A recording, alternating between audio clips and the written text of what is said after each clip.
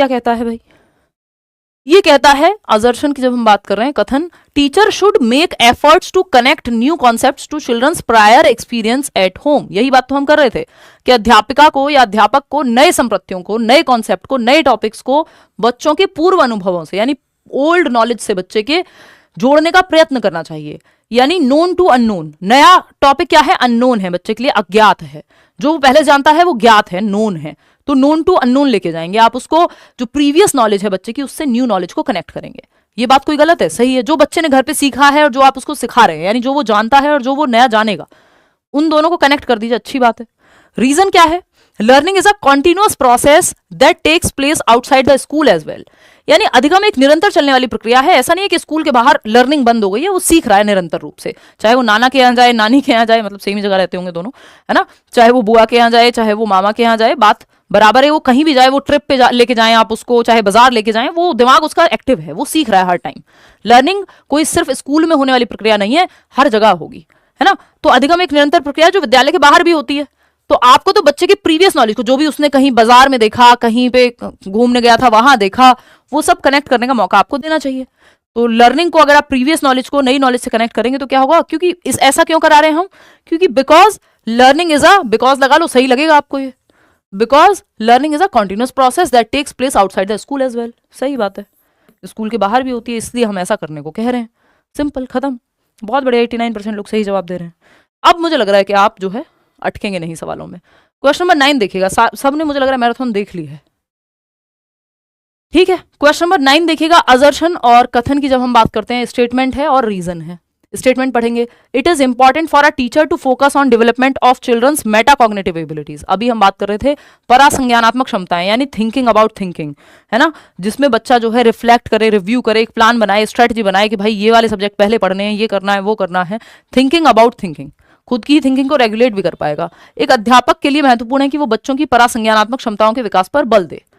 True है, कोई दिक्कत नहीं है। कॉग्निशन हो चाहे मेटा कॉग्निशन हो, दोनों ही पॉजिटिव बातें हैं। रीजन क्या है इसका? Oh god, sorry. When children become aware of their own beliefs and thinking, जब आपको अपने beliefs कि आप किन चीजों में विश्वास रखते हैं, आपका एटीट्यूड कैसा है, आपके बायसेस क्या हैं, इन सब चीजों के प्रति जब आप, या अपनी थिंकिंग कैसी है, अवेयर होंगे, तो they become more capable of regulating their own learning. तो आप क्या है, अपनी ही लर्निंग को बेहतर तरीके से क्या कर पाएंगे? रेगुलेट कर पाएंगे, दिशा दे पाएंगे। ये बात भी सही है। तो मेटाकॉग्निटिव कैपेबिलिटीज क्यों उनको डेवलप कराने पे फोकस कराना चाहिए?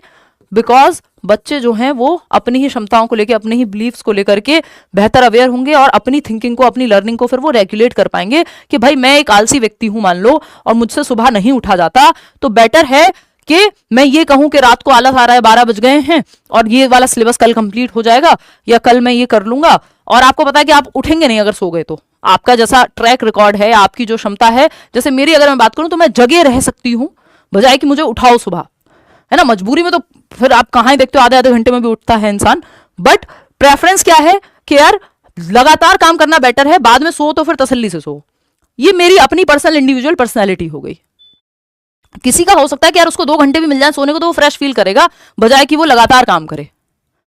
तो आप खुद की क्षमताओं को जानते हैं, इसका मतलब ये है आपका मेटाकॉग्निशन, आपको पता है आपकी कैपेबिलिटीज क्या हैं, तो आप अपनी ही डायरेक्शन दे सकते हैं, अपने आप को लर्निंग के प्रति डायरेक्ट कर सकते हैं। बात तो सही है। आपको पता है आपका वीक एरिया कौन सा है, आपको पता है आपका स्ट्रॉन्ग एरिया कौन सा है और वीक कौन सा है। आप स्वॉट एनालिसिस कर सकते हैं। तो आप उस हिसाब से अपना प्लान बनाते हैं कि यार मैथ्स में इस बार टाइम ज्यादा दूंगा क्योंकि पिछली बार दिक्कत हो गई थी, मेरा मैथ्स वीक है। इसका मतलब आप अपनी ही क्षमताओं को, अपने आप को देख पा रहे हैं और उस हिसाब से फिर आप गाइड कर पाएंगे। तो बात तो सही है। तो because when children become aware of their own beliefs and thinking, वो कैसे सोचते हैं, तो वो बेहतर कैपेबल बनते हैं अपनी लर्निंग को रेगुलेट करने के। तो ए भी सही है और ए और आर दोनों एक दूसरे के लिए भी सही है। जो आर है वो करेक्ट एक्सप्लेनेशन है ए की। 96% लोग सही जवाब दे भी रहे हैं। आगे बढ़ेंगे नेक्स्ट क्वेश्चन पे। क्वेश्चन नंबर 10 क्या कह रहा है, फटाक से देख लेते हैं। असर्शन है यानी स्टेटमेंट है, देखिएगा फटाक से, फटाफट पढ़िएगा इसको। कथन कहता है, a teacher should not give space to discuss childrens explanation of various phenomenon. देखिए एक बात मैं सालों से लगातार कह रही हूं, आपको देखना बच्चा जहां एक्टिव है वो बात पॉजिटिव है।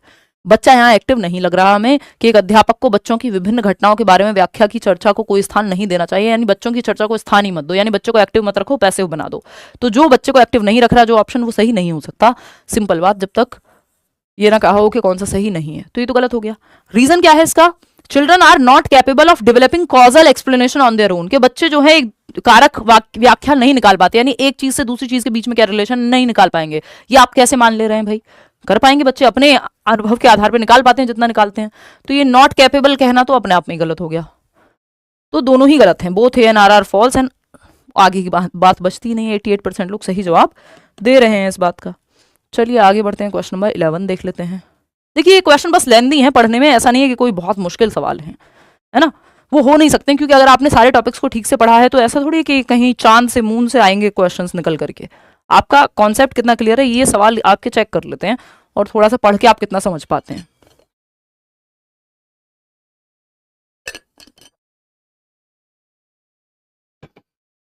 मैम हिंदी का भी पेडागोजी करा दीजिए। करा देंगे यार, कराएंगे, अब नए साल में कराएंगे।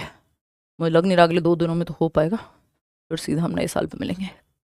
ओ गॉड, देखिएगा क्वेश्चन नंबर 11 है, अजर्शन क्या कहता है, यानी कथन क्या कह रहा है? Teachers must encourage children to share the naive और intuitive theories that they construct, जिसको मिसकंसेप्शन या ऑल्टरनेटिव कॉन्सेप्शंस भी कहते हैं, कि बच्चों द्वारा निर्मित सहज या अंतर्ज्ञान सिद्धांतों को उन्हें साझा करने के लिए उन्हें प्रोत्साहित करना चाहिए। टीचर्स को जो भी बच्चे के अपने अनुभव के आधार पर, चाहे वो लॉजिकली गलत हो, बच्चे को लगता है उसने तालाब में हरे रंग का पानी देखा, तो वो कह रहा है मैंने तो ग्रीन कलर का वाटर भी देखा है। आप तो कह रहे हो वाटर तो कलरलेस होता है, पानी का तो कोई रंग नहीं होता, बट मैंने तो टीचर जी मैंने तो देखा था ग्रीन कलर का वाटर, या मेरे भाई ने कलर मिक्स किया था, ब्लू कलर का वाटर देखा था मैंने तो रूह अफ़ज़ा देखा था पिंक कलर का। तो वो अपने सहज अनुभव के आधार पे, जो उसका एक्सपीरियंस है उसके आधार पे आपको कोई बात बता रहा है जो कि सही है। टीचर्स को एनकरेज करना चाहिए, प्रोत्साहित करना चाहिए। कुल मिला के बच्चा एक्टिव है, और बच्चा जहां एक्टिव है वो ऑप्शन कभी भी गलत नहीं होता। रीजन क्या है इसका? All children start off with preconceptions of reality and these conceptions influence their understanding in schools. यानी सारे ही बच्चे जो है वो शुरुआत कहां से करते हैं, स्टार्ट ऑफ कहां से करते हैं? अपने प्रीकॉन्सेप्शंस से। प्रीकॉन्सेप्शंस मतलब प्री कॉन्सेप्ट, अपने पूर्व अनुभव के आधार पे जो उन्होंने सोचा है, जो कॉन्सेप्ट है, जरूरी नहीं है वो लॉजिकली साइंटिफिकली सही हो, वहां से वो शुरू करते हैं पूर्व संकल्पनाओं से, और विद्यालय में उनकी समझ को ये संकल्पनाएं प्रभावित करती हैं। यानी जो उन्होंने प्रीवियस नॉलेज अपनी बनाई है, प्री कॉन्सेप्ट बनाए हैं, ये जो कॉन्सेप्ट हैं इन्फ्लुएंस करते हैं उनकी अंडरस्टैंडिंग, वो स्कूल में कैसे सीखेंगे। तो वो कह रहा है ना, जब आप वाटर इज कलरलेस कह रहे हैं तो बच्चा कह रहा है मैंने तो देखा है कलरफुल वाटर। तो अब चर्चा होगी, तो ये जो वो सीख रहा है प्रीवियस नॉलेज, उसकी यहां पे आएगी क्लासरूम में, हेल्प करेगी बेटर क्लैरिटी के लिए। तो दोनों बातें सही हैं, ये बातें एकदम सही है कि वो कंस्ट्रक्ट करते हैं, बिकॉज अब यहां पे बिकॉज लगा लो, अपने आप सही हो जाएगा कि बच्चों द्वारा निर्मित सहज या अंतर्ज्ञान सिद्धांतों को उन्हें साझा करने के लिए उन्हें प्रोत्साहित करना चाहिए। क्योंकि भाई अगर आप प्रोत्साहित नहीं करोगे तो क्या होगा? ऐसा तो हो नहीं सकता किसी भी बच्चे ने कभी कोई अपने कॉन्सेप्ट नहीं बनाए होंगे। बच्चा तो बनाएगा, जब वो दुनिया में जी रहा है तो अपने कुछ अनुभव के आधार पर, अपने सहज अनुभव के आधार पर वो अपने प्री कॉन्सेप्शंस बनाएगा। जरूरी नहीं है कि वो लॉजिकली साइंटिफिकली ट्रू हो। तो नाइव कॉन्सेप्शन तो बनेंगे, मिसकॉन्सेप्शंस तो बनेंगे, क्योंकि सभी बच्चे वास्तविकता की पूर्व संकल्पनाओं से आरंभ करते हैं, अपनी एक कहानी से। तो ये बात सही है, A and R are true and R is the correct explanation. 87% लोग सही जवाब दे रहे हैं। आज तो आप लोग बहुत ही बढ़िया जवाब दे रहे हैं, मतलब आप इनमें गड़बड़ नहीं करने वाले। क्वेश्चन नंबर 12 देखिएगा, humans are able to learn and remember new things in motor and cognitive domains throughout their life span.